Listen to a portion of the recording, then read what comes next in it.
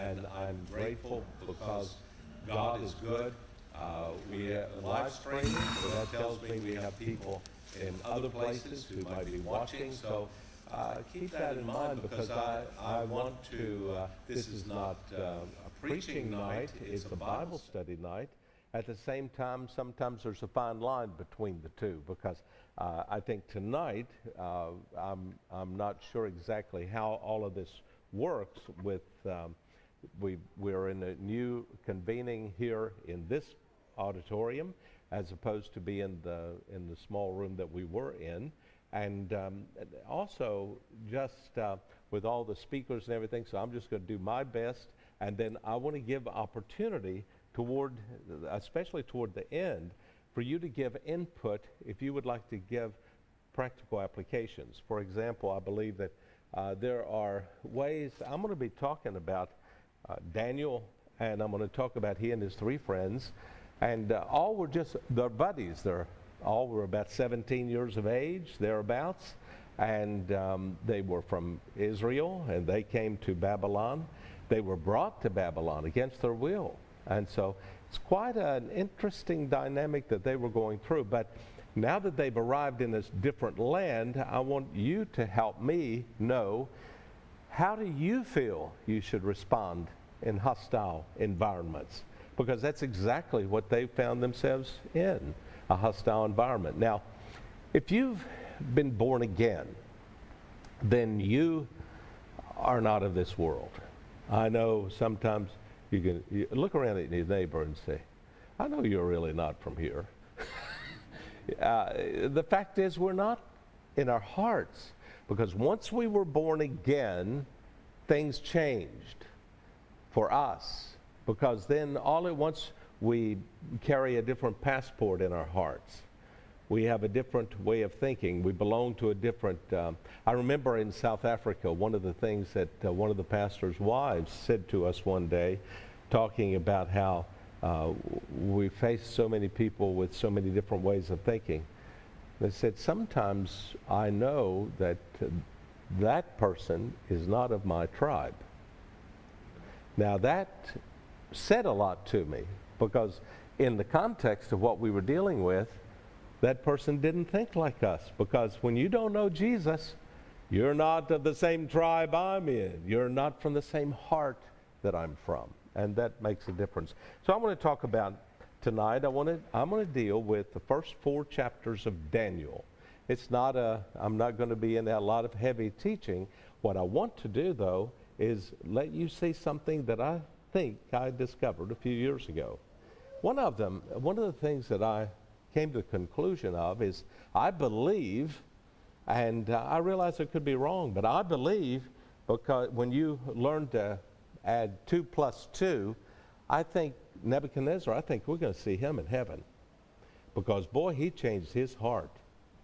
Now, he went through some ups and downs, like a lot of people go through ups and downs. And I know Saddam Hussein considered himself to be the modern day Nebuchadnezzar. I'm not wholly sure that he had a true picture of who Nebuchadnezzar was, because in history, he's one of the greatest pagan kings ever. But there came some issues and some confrontations in his life, and especially about chapter 4, that I think he really got some, he learned some things that he did not know before. And he made a public declaration of his faith in the Lord God.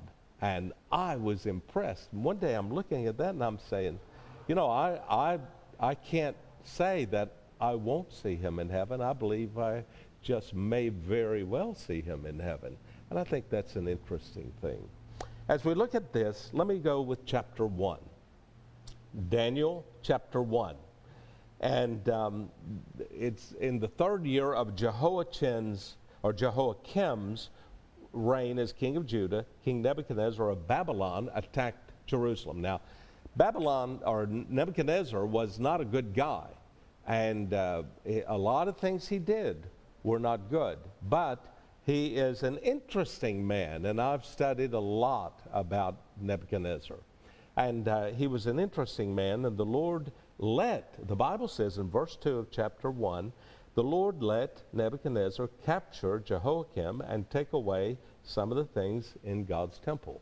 Now, can everyone hear me okay? Would you, if you have problems hearing me, believe me, I know how to project my voice just a bit more. So if you have problems hearing me, just raise your hand. And then Christy is having problems hearing me. Well, I'll tell you what.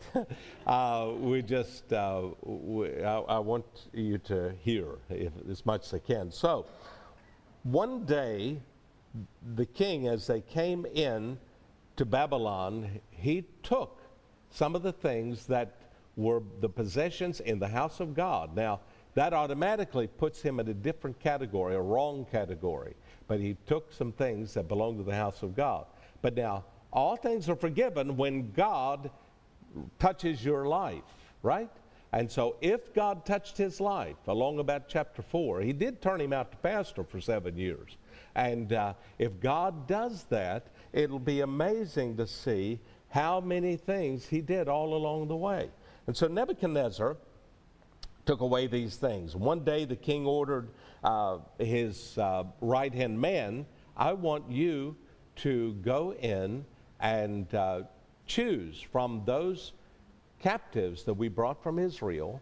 And there were a number of them, and a lot of them were people of the royal family, people who were related in their history to David, the king, and they were related to the tribe of Judah. And 4 young men had been taken from the tribe of Judah in Jerusalem, and they were Daniel, Hananiah, Mishael, and Azariah. And as they were taken from Israel and they were brought to Babylon, they found themselves in a very precarious situation. And so they chose these young men. Now he's saying, I want you to choose some young men from the royal family of Judah and from other leading Jewish families. And he said, they must be healthy, they must be handsome, they must be smart, wise, educated, and fit to serve in the royal palace. Teach them how to speak and write our language. He said, give them the same food and wine that I am served. He wasn't asking for them to live in servant status or in a subculture. He was wanting them to have all the advantages of being in this new culture. Well, that was all well and good, except Daniel began to have a bit of an issue with some of that, and we'll talk about that as we go along. He said, train them for 3 years, and then they can become court officials. And so 4 of the young Jewish leaders were Daniel, Hananiah, Mishael, and Azariah, and they were all from the tribe of Judah. The king's official, his chief official, gave them Babylonian names, and so Daniel became Belteshazzar, and Hananiah became Shadrach, Mishael became Meshach, and Azariah became Abednego. So as they were given these names, I think about how that when a lot of times people come from other countries to Ellis Island in New York, or they will come to another place of entry. We have attended several times where we'd have a friend from another country who would ask us to come as their guest because they were about to be sworn in as U.S. citizens. We've had a lot of friends who became U.S. citizens, and some of them have asked us to do that. I think of one particular one, a girl from South Africa, and we were in San Antonio, and we went to the Tower of Americas, and we went to and had lunch with them, and but also we went earlier to the place in San Antonio where she was sworn in as a new U.S. citizen. And I've had lots of them, and I've lived and pastored in other countries, and one of the biggest issues with third world people a lot of times is when they come up to the altar and you say, okay, you've got all these people come to the altar for prayer, and you'd say, okay, what is the need that you have? And invariably, many of them, a high percentage of them, because some of the churches we pastored were 16 nations represented in the church, or 20 nations. In London, 20 nations represented in the church. And their number one prayer request was, pray for me because my paperwork is not in order. And they've got a real issue there because they don't want to be an alien. They don't want to be kicked out because of their paperwork. Their passport is not up to date. And so as I look at this, here they often have to change their name, or they're given that privilege to change their name. I have friends from Bulgaria who, one of them married a girl from Netherlands, and another one married a girl from Denmark, and but one of them changed his name to her name because he said, my Bulgarian name is just absolutely out the top, and I don't want people to get confused, so her name is simpler, so he took her name in their marriage. And sometimes people will have, like, if their name was Smythe, they may want to change it to Smith when they come to the States, or anything like that. Or Bishop is a really interesting one because you got Bishkop and Bischoff, and you got all kinds of variations of my last name. And mine happens to come from Ireland and was part of the ecclesia. But it's interesting because sometimes they're part of Saxon. They've got all these different variations. Well, these men were not allowed to keep their own name. Daniel, we know him as Daniel, Shadrach, Meshach, and Abednego. They are known in Daniel's book by their Babylonian names. So if you want to keep your name, you better be the author of the book. I don't know. That's the takeaway I got out of it. But I think it's interesting how that they had to change their names. And the names they were given, Daniel was named because he was such a powerful man who had many different gifts. He was given the name of the God of Nebuchadnezzar. And the reason he was given his name became Belteshazzar, which was the name of his main god, because he said, I've never seen a man who was so endowed with the gift of interpreting dreams, etc., etc., etc. And so it was interesting how the dynamic of having a name change. Daniel made up his mind that he would not eat the foods that the king recommended. And the reason he would not eat that is because it was not kosher. It did not fit in with what he felt was necessary as a part of his diet. He could not drink their drink. They could not eat their food. And so it was an interesting thing. But Daniel said, he tried to get them to let him do this. And they said, no, because the king has demanded that you eat the foods he eats because he wants the same results that he has in his own physical body. And so he wanted them to eat the same foods. And Daniel said, I'll tell you what, why don't you give us 10 days? 10 days is just a week and 3 days. Give us 10 days that we might be able to test out a new diet, and that diet being, I don't know, Christy and I were talking about it this afternoon. It was either keto or it was vegan. I don't know what it was exactly, but basically I think it's known as the Daniel fast maybe. But it was vegetables and things like that, but he did not have to eat the same things they ate because theirs were not kosher. And so he gave them 10 days and they passed the test. So then he said, okay, you can have the foods you require for your religion, and so they did. And there are many different things in the world. I remember when we were in Thailand once, we were in a big school of a lot of students, and they told us, they said, okay, now today, we don't want you to teach about the Bible. We want you to talk about something secular. And so we decided, because we've got students and they need an English class. So will you teach them English and do it in the context of dealing with some other subject? So we said, okay, let's talk about foods we eat. And so we started talking about, I said, okay, I've eaten elephant, I've eaten giraffe, I've eaten camel, and I started down the line naming all the different animals that we had eaten and eaten part of, donkey, all kinds of things. And as we did that, then I said, now, what have you eaten that we have not eaten? Well, I thought mine was bad enough. I mean, guinea pig. I've eaten guinea pig in Ecuador, and I've eaten Mayapani worms in Botswana, and that's normal stuff, right?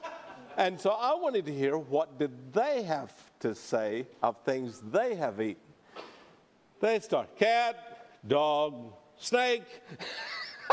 I mean, it was just really an interesting list, and I hadn't eaten any of the things that they were claiming to have eaten. And I know it's a fact because in Asia, their diet is quite a bit different than what ours is. And so ours has to do with either Africa or Latin America. That's where the funny stuff comes in. But I didn't think it was so funny at the time. We just eat what is set before us. I could name a few other things that I'd rather not.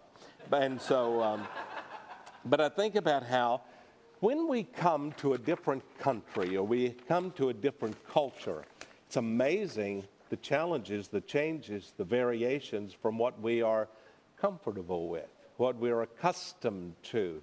Some of those adjustments you have to make. And one of the things I would ask you is, I want you to think in your mind, what challenges, how would I face the challenges of different things like that, as opposed to how did they or how do others face those challenges? And I believe that sometimes we would pass the test, but sometimes we might not pass the test.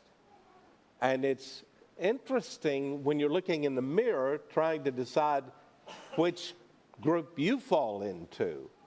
And when you go to, we've been to 88 countries. So a lot of those countries required of us some things that were adjustments that were not always so comfortable or expected, or there were surprises. And many times acceptable changes, we could make the adjustment. But there were some cases where there were not acceptable changes, because even though we are not Jewish, so we don't eat just kosher, but we do recognize that you don't eat things that have blood in it, and you don't, there are a few things like that we just don't do. Are you with me? And so we come to that, and so I understand exactly what Daniel was thinking and how he was dealing with things. And I think if there's one thing in this teaching tonight that I would like to challenge you on is, how do you adjust to things that are either uncomfortable or that put a challenge to you that you haven't thought of before? Maybe you don't even know how you would adjust. Maybe you need to do more reading of the scriptures and understand more about the things encircling those areas that you would find the most challenging. Are you with me? I think it's very important for us to be aware of how do I respond when I get into a hard challenge, a hard situation. And as I follow Christ, and in a few days, Christy and I are going to have our 53 anniversary, 1970. It'd be 52 years we will have been married. And I just think about that and how that we have faced a lot of changes, a lot of challenges together. And so it is with you and whoever you have established your life with. So God made so they did not want to eat the foods that were set before them. They wanted to make an adjustment to their diet. But God, it says here that God caused the leader that they were having to deal with to be kindly disposed to them in advance. Sometimes God goes ahead, and it says here, God made the official friendly and kind to Daniel. Sometimes you don't think God moves in the way that you'd like him to, but he doesn't move late. He moves just in time. And sometimes it's amazing how God cuts some of the stresses out of our lives ahead of time, but we don't give him honor because we don't recognize it. We don't see that he helped us. But God sometimes is really helping you in advance in so many different ways. And the king, and so they were allowed to continue and to eat that foods that they wanted. And so then, 10 days later, Daniel and his friends looked healthier and better than the young men who had been served food from the royal palace. Now, that rich diet that Nebuchadnezzar wanted them to eat, and all the foods and the drink and whatever it was, those were things that Daniel just did not feel comfortable with. He didn't want to go that direction. It was a sacrifice, because I want to tell you, sometimes those foods, as rich as they are, there may be fallout from eating them, but you really do like it. Like, I love a good steak, for example. And I was just watching The Chosen. Christy and I were watching The Chosen this week. And one of the episodes, the disciples were all sitting there and they were talking about, and you know what kosher is, and you know they don't eat pork, for example. And one of them, I think it was Thomas, he said, well, now that we're all kind of disclosing what we slipped and did one day, I want you to know one day I was in the market and we're all Gentiles, and I saw there was some pork, and I thought, oh, what does it taste like? And he said, I snuck and I had a bite. They were roasting it, and it was so good. It's the only time I've ever had pork. But he said, I had it and I really did enjoy it, but I don't ever want to do it again. And I thought, I got you, caught you. But it's amazing how a lot of these times we have had experiences that are, for whatever reason, out of the limit, and yet there it is. And so as we look at them, the king interviewed them after 3 years. He interviewed them himself and discovered that none of the others were as outstanding as Daniel, Hananiah, Mishael, and Azariah. And so, or Daniel, Shadrach, Meshach, and Abednego. So they were given positions in the royal service, and they were elevated and promoted above their peers. And that's a good thing. Sometimes we experience not having that elevation, and yet God elevated them. These young men had a special challenge before them that so many others don't have. They don't get such opportunities. But it's obvious God was giving them every opportunity to step forward and to do good things. So these Hebrews, Daniel served there. He served Nebuchadnezzar, and he served in the Babylonian Empire. He actually served through 5 kings, and Nebuchadnezzar was the first. He served all the way till he was in his 90s, and Cyrus became the king. In the first year of Cyrus's reign, Daniel was serving and was in a position. It's an interesting thing, and I'm actually writing a book now about Cyrus and Daniel, and in writing that book, it's about how a prophet, Daniel, mentored an emperor who was Cyrus.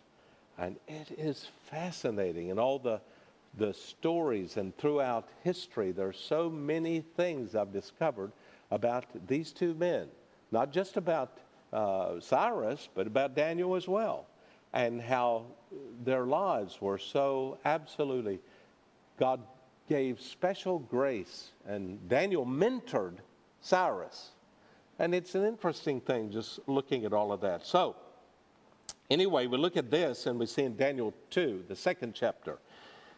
So chapter 1 is Daniel meets Babylon. In other words, I didn't know what Babylon's culture was. I didn't know what they think like. I didn't know anything about who they were until I got drug off from Jerusalem and I became a prisoner. I became someone who was a part of the multitude of people who had been drug off, and now I'm a prisoner in exile in Babylon. He did not know them. And so therefore Daniel in chapter 1 needs to meet them. And so he met them. And those were his experiences. Now in chapter 2, Babylon meets Daniel. They didn't know what commodity they really had. Oh, they found out his IQ, and they saw how smart he was, and they saw how gifted he was, but they really didn't know, but they were about to find out. Chapter 2 lets you know that. Chapter 3 is the 3 Hebrews in the fire. So we got chapter 2. In this one here, Babylon meets Daniel. Now they have to come to grips with, who is this we have brought on deck? Who is this young man? And so Nebuchadnezzar has a dream, and he dreams of the huge statue of a man, and as he dreams it, he wakes up, and he's confused, but he's also full of doubt about something. He knows that he has all these wise men about him, men of his own culture, men from the different nations who were under the Babylonian rule, had all these people, and he had to trust. They were called wise men, but he didn't know if they were so wise. Some of them he suspected they were crooks. Some of them were deceivers. He didn't know. You don't know what you don't know. And he didn't know. And he looked at these men and he thought, I wonder if they're going to spin a yarn if I tell them my dream. Got this tall man standing there in this dream, but he said, I don't know if I want to just throw it out that, like the Bible talks about throwing your pearls before swine. He didn't know if he wanted to tell them. So he said, I'll tell you what. I have had a dream, and I want you to tell me the dream, and I want you to tell me the interpretation. Now that was a challenge. Because they quickly came back, no, it doesn't work that way. Please, would you just kindly, sir, tell us your dream, and then we'll know how to judge it. And then we will tell you what we think, what we feel, what we know that it means. He said, I don't trust you, you bunch of scoundrels. I don't trust you, you wise men. I would like, if you really have such insight from the gods, I would like for you to tell me, get him to tell you, to help you, what was my dream, and then maybe I will believe what you give me as the interpretation. No, cut. It doesn't work that way. You got to tell us your dream first. No. Tell you what, you're all going to die if you don't tell me my dream and the meaning of my dream. Now, boy, now that's a dilemma. Now, I want to tell you something. Daniel, though promoted, he was not living in the palace. He did not have all the advantages of being in a place to where he could have the king's ear. The king didn't call him first, never did actually call him first and ask him for advice. He always seemed to be last on the totem pole because there were men who were worked in to be, you are the wise men, you're the staff wise men. And so Daniel was never a staff wise man. Daniel was the wisest man in all the kingdom, but he didn't always ask him first. Now, you figure that out. But it's interesting how God sorted this out. And so he called the wise men in. And they have said, listen, there is no man on the face of the earth who has the ability to tell you both your dream and the dream interpretation. If you tell us, ask the question so we'll know which answer to choose. No, I don't trust you. So Daniel found out that they, in fact, were going to be dying, and Daniel was considered one of them because the king just said in a broad sweep, all of the wise men of the land will die. That would mean there were no smart people in the land, I guess. I'm not sure. But as he did that, as he said that, Daniel asked the man, because Daniel was low man on the totem pole, wise, honored, promoted, as he was, in a place of high esteem, he was not given the privilege of knowing some of the things that were going on in the matters of state. And so now he was about to die along with the rest of them, and he said, why did this happen? Tell me, what's the story? I need to know what the story is that has brought us to this place to where you're saying I'm going to die soon, along with my 3 friends. And so the leader who had come to him, and he was supposed to carry it out, he said, well, this is what happened. He told him about the king having a dream, and no one knew the meaning of the dream, and how the king had challenged them, and nobody could tell the king what he had dreamed. And Daniel said, well, hold on. I serve the God of the universe. He knows everything. Tell you what did the king do to have the dream? Well, he laid his head on a pillow. Oh, and then